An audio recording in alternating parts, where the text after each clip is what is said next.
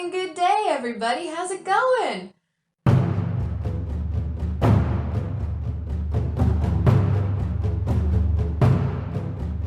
Ah,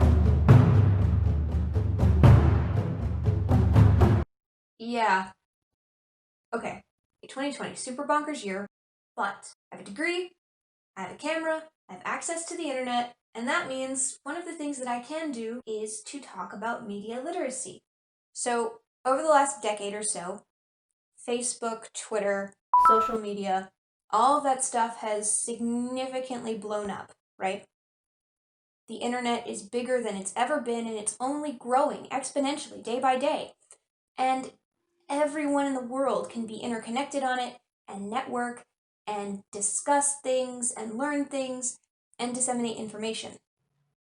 From that, we get a lot of people who have things like Facebook and Twitter as their main source of news. And over the last few years in America, especially, I live there, so I'm kind of biased for the American experience. People have less and less faith in cable news. Now, when all of that coalesces together, that gives us a culture where we have less faith in general in one or two news sources and an absolute glut of information on the internet, which is something pretty much everybody has at their fingertips all the time. So it ends up being our responsibility as individuals to discern what is true and what is not. But that's really, really difficult, especially nowadays, right? The way that we navigate that is through a practice called media literacy. But the thing about it is, media literacy, even though we live in the age of information, is not a practice that's super widespread and not enough people know about it. But media literacy is kind of like washing your hands, right? You learn how to do it properly, you do it consistently, and you not only have benefits for yourself and your own experience in life, but the people around you. So after that preamble, what is media literacy? Media literacy is made up of the methods through which we interact with, analyze, create, and manipulate media. This is very, very similar to learning how to read, interact with, and make text, like books. Now, in curriculum and in practice, we boil it down to 5 key concepts or, 5 key questions. You keep these concepts in mind when you're interacting with media so that you're more discerning about what you internalize. Concept number 1, all media are constructed. This may sound like a no-brainer at first, but it's surprisingly easy to forget, right? All media is made by somebody, somewhere. You can have a more nuanced understanding of a message when you ask, hey, who made this? When, where, how, and why? When teaching this subject, we usually illustrate this concept through commercials. This thing is made by this company specifically to paint this product in a favorable light.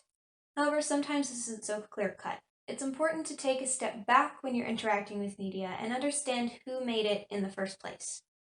Sometimes this might take a few minutes, you might need to do some digging, but everything has a due process. Concept number 2.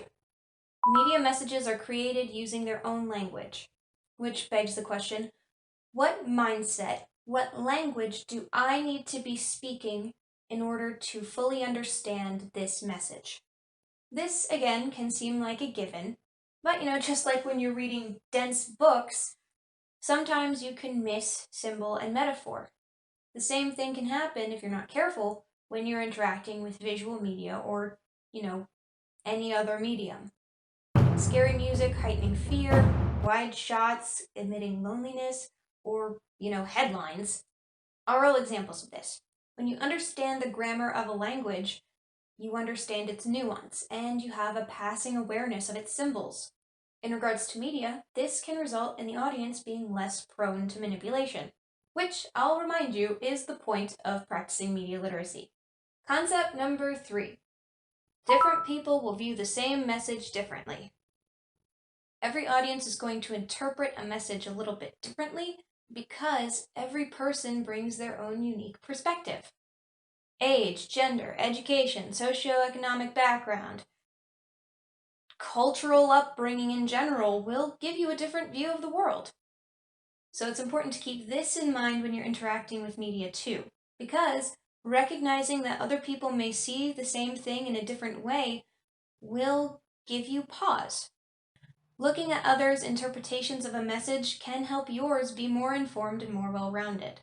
So remember, question number 3 is, how might somebody else see this differently? Concept number 4, all media have embedded points of view. This ties back to media being constructed by people. Because media is made by people for a purpose, all of it carries a subtext of what the creators think is important. So, a character in a piece of media, their age, race, gender, background, that sort of thing, and their position in the story might communicate what the creators think about a certain group of people. This ties back to a whole different conversation about representation, but really, it's not that different, is it? Everything in media is interconnected, so these values can also be communicated through absence. Whether a certain type of person is absent from media, a certain perspective isn't addressed, that sort of thing. All of it informs the perspective of the message, and all of it conveys certain values. So the question to keep in mind here is, what could the embedded values of the creators be? Sometimes these embedded messages, again, lie in the absence. Concept number 5, most media is made for some form of profit or power. Most of the world's media has been developed as some form of money-making enterprise. You can see this pretty much anywhere. Magazines, newspapers, websites, they all have designated ad space.